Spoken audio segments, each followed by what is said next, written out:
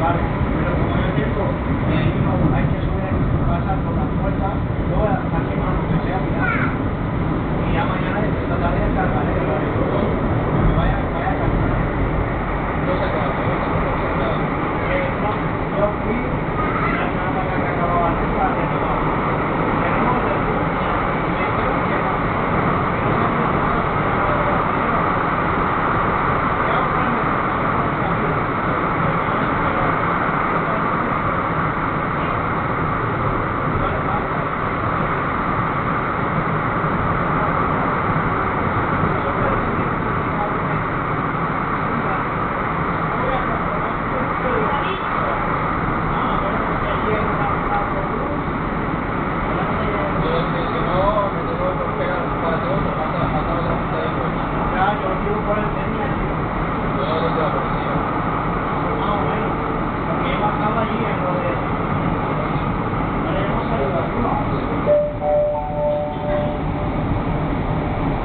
¿Qué hago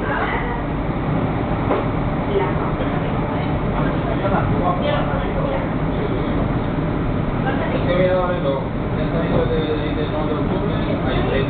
a ver cuánto hace más o menos. Yo que aquí iba, me miraba, era mi 24.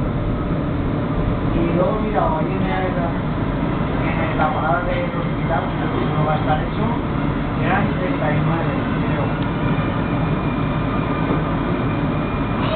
Yo creo que le va a costar 40 minutos. Por ahí, entre 30 y 40 minutos. Más de 30. Yo pienso que le va a costar 40 minutos. Ahora también es lo que pasa que baja mucha gente.